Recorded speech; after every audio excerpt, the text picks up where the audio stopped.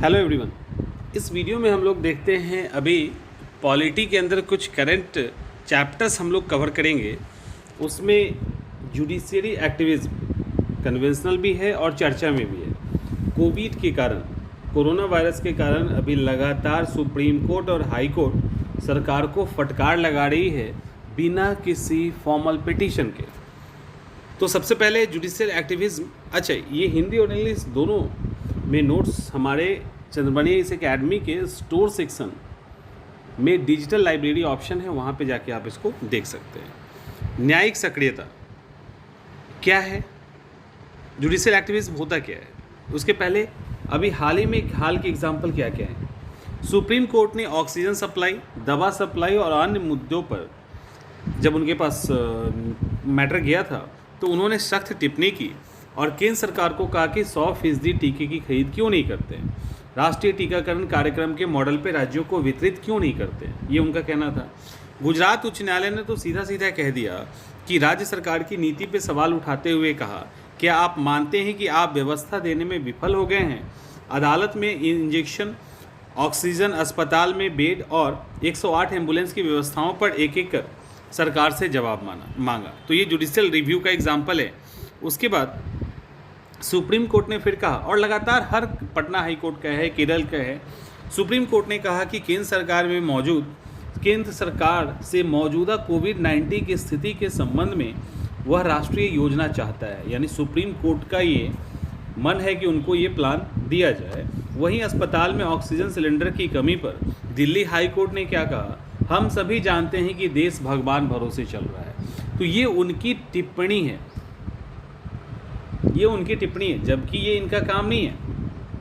अब कोविड को कैसे निपटना है ये सुप्रीम कोर्ट का काम नहीं है, और भगवान भरोसे देश चल रहा है कि नहीं चल रहा ये भी कोर्ट का काम नहीं है।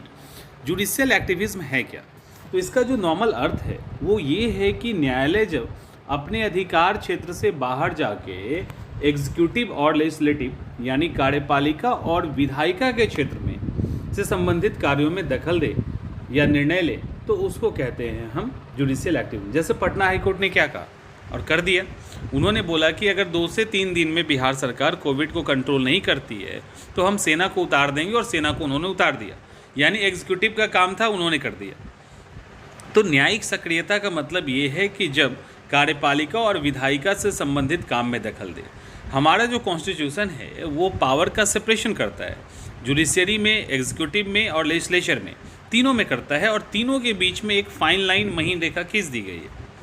होता क्या है, भारतीय संविधान में प्रारंभ से ही शासन के तीनों विधायिका, कार्यपालिका, न्यायपालिका के बीच शक्तियों और कर्तव्य का स्पष्ट विभाजन कर दिया गया है। इसका अतिक्रमण नहीं किया जाना चाहिए, परंतु जब कार्यपालिका और विधायिका अपने कर्तव्य की उपेक्षा या अनदेखी करने लगते हैं, ऐसा अगर कोर्ट को लगता है, जैसे अभी कोविड के मामले में लग रहा है, कोविड के मामले में कोर्ट को यही लग रहा है कि सरकार कुछ नहीं कर रही है, और अगर ऐसा उनको लगता है तो जनहित में, पब्लिक वेलफेयर के लिए न्यायालय को सक्रियता दिखाना होता है और उनके न्याय क्षेत्र में जाकर निर्णय लेना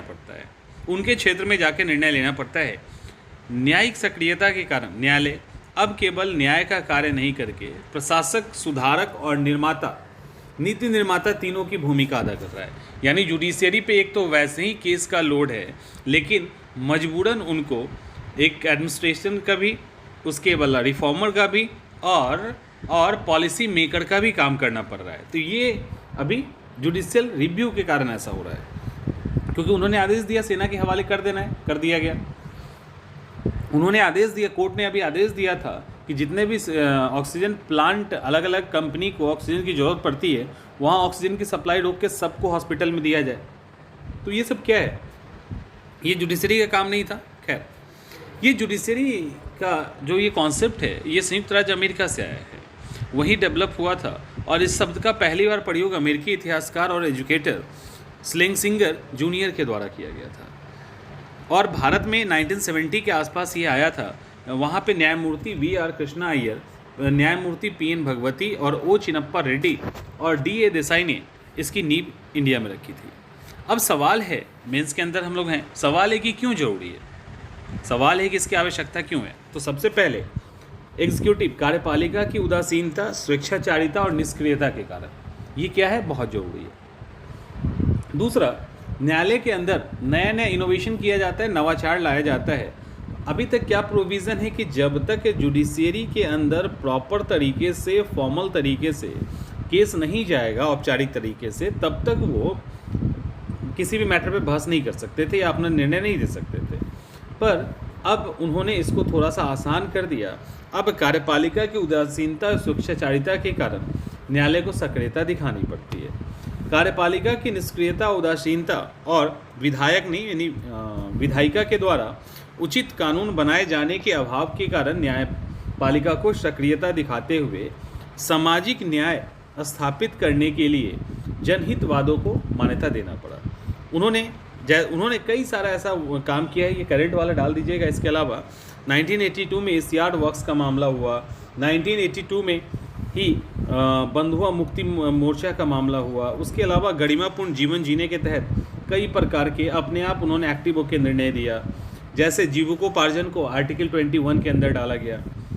इसके अलावा वेलफेयर स्टेट का कॉन्सेप्ट है संविधान के अंदर। इसको स्थापित करने में यदि कोई भी पार्ट यानी विधायिका या कार्यपालिका फेल कर जाती है तो जुडिशरी को अपना एक्टिविज्म दिखाना पड़ जाता है। तो ये सब तो हो गया, जुडिशरी को एक्टिविज्म क्यों दिखाना पड़ता है। लेकिन बिना क्रिटिसिज्म के आपका आलोचना पूरा नहीं, आपकी क्वेश्चन पूरी तो होगी नहीं। तो यहाँ पे अब ठीक है, इन्होंने दिखाया, इन्होंने उसके कारण काम भी किया, लेकिन क्या है क्रिटिसिज्म। और बहुत ज़रूरी है कि न्यायिक सक्रियता से कई बार टकराव की स्थिति उत्पन्न हो जाती है। जैसे अभी हाल ही में सुप्रीम कोर्ट ने कोविड को लेकर स्टेटमेंट जारी किया और सरकार ने सुप्रीम कोर्ट को बता दिया कि आप अपना काम कीजिए, हम लोग अपना काम करना अच्छे से जानते हैं। टकराव हो गई। यह बात भी सही है कि स्वस्थ लोकतंत्र के लिए अति न्यायिक सक्रियता को जायज़ नहीं ठहराया जा सकता। इट मीन्स कहने का यहाँ पे एक चीज़ और समझ लीजिए कि सक्रियता, एक्टिविज्म तो बहुत ठीक है, चलेगा, लेकिन अति सक्रियता गलत हो जाता है। हम लोग आज में देखेंगे। दिन प्रतिदिन के छोटे छोटे कार्यों के लिए जुडिशरी के द्वारा हस्तक्षेप किया जाना कार्यपालिका के अधिकार क्षेत्र का उल्लंघन होगा। जैसे अभी डेली कोविड के मामले में कहीं ना कहीं कोई ना कोई कोर्ट स्टेटमेंट दे रही है। न्यायालय का काम विधि की समीक्षा करना है, ना कि विधि को लागू करवाना। विधि लागू करवाना कार्यपालिका का काम है, लेकिन न्यायिक सक्रियता के कारण यह काम भी न्यायपालिका के दायरे में धीरे धीरे आ रहा है। न्यायालय के द्वारा बार बार यदि हस्तक्षेप किया जाएगा तो लोगों का विधायिका और कार्यपालिका से विश्वास कम होगा, तो फाइनली डेमोक्रेसी से ही विश्वास कम हो जाएगा, क्योंकि हमने चुन के दिया है और वो अगर काम नहीं कर रही है, क्योंकि जुडिशरी बार बार कमेंट कर रहा है, तो हमारा धीरे धीरे डेमोक्रेसी पे बिलीव करने लगेगा। तो यहाँ पे कंक्लूज़न क्या होगा? कंक्लूज़न के पहले एक और वर्ड कि सक्रियता तो ठीक है, अति सक्रियता गलत है। एकदम गंभीर और आवश्यक मामला हो तभी सक्रियता का यूज़ करना चाहिए। कोर्ट को बार बार छोटे मोटे मामलों में नहीं करना चाहिए। संविधान में वर्णित शक्ति के पृथक्करण का सम्मान करते हुए शासन के सभी अंगों को इसका ध्यान रखना चाहिए, नहीं तो अनिश्चितता और अराजकता पैदा हो जाएगी। आवश्यकता है कि न्यायालय के द्वारा वहीं सक्रियता दिखाई जाए जहां संविधान के अनुरूप कार्य नहीं हो रहा है, और विधायिका और कार्यपालिका को भी यह देखने की आवश्यकता है कि उनसे चूक कहाँ हो रही है, जिस कारण न्यायालय को सक्रिय होना पड़ रहा है। न्यायालय के द्वारा सक्रियता एक सकारात्मक कदम हो सकता है, परंतु किसी भी परिस्थिति में अति सक्रियता जैसे कदम को नहीं उठाया जाना चाहिए। तो इस तरह से आप अपने क्वेश्चन को बंद कर सकते हैं और आपका क्वेश्चन बिल्कुल परफेक्ट होगा। लगभग ये 550 शब्दों में है, आपको तो कम में ही लिखना है, 350-400 में। तो ये इनफ कंटेंट है, आप आराम से इसी तरह से इसी फॉर्मेट में इसको लिख सकते हैं।